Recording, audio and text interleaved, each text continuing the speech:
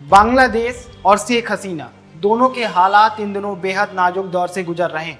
5 अगस्त को शेख हसीना की सरकार गिरने के बाद से बांग्लादेश में अंतरिम सरकार बन गई है। उथल पुथल के बीच बांग्लादेश की अंतरिम सरकार के प्रमुख मोहम्मद यूनुस ने पूर्व प्रधानमंत्री शेख हसीना पर हाल ही में बयान दिया है।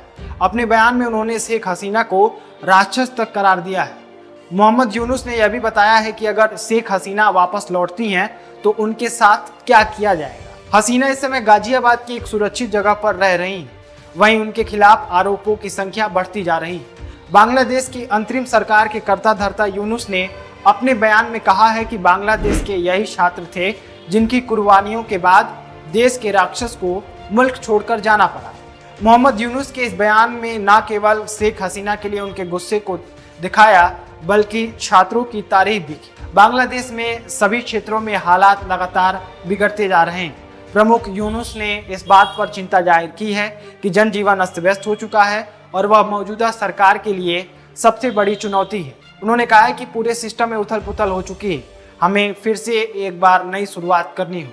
उन्होंने प्रदर्शन के दौरान मारे गए छात्रों को श्रद्धांजलि देते हुए कहा कि उनकी शहादत व्यर्थ नहीं जाएगी और मामले की जांच की जाएगी। अंतरिम सरकार बनने के बाद बांग्लादेश से लगातार हिंसा की खबरें आ रही हैं। रिपोर्ट की माने तो अब तक 500 से ज्यादा लोगों की मौत हो चुकी है।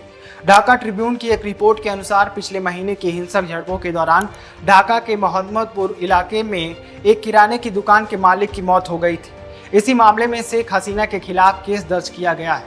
यह मामला 19 जुलाई का है, जब पुलिस गोलीबारी में दुकान चलाने वाले अबू सईद को गोली लग गई। जुलूस के दौरान पुलिस ने गोलीबारी की और अबू सईद की मौत हो गई। इस मामले में कई अज्ञात पुलिस अधिकारियों और सरकारी अफसरों के साथ पूर्व प्रधानमंत्री शेख हसीना के खिलाफ भी हत्या का केस दर्ज किया गया है। अगर शेख हसीना बांग्लादेश वापस लौटती हैं तो इस केस की ट्रायल से भी उनको गुजरना पड़ेगा। हालांकि यूनुस की अंतरिम सरकार के सलाहकार सखावत हुसैन ने यह कहा है कि अगर शेख हसीना लौटकर देश में शांति का माहौल बनाने का प्रयास करें तो उन्हें कोई परेशानी नहीं हो। बांग्लादेश पर पूरे विश्व की निगाहें टिकी हुई हैं।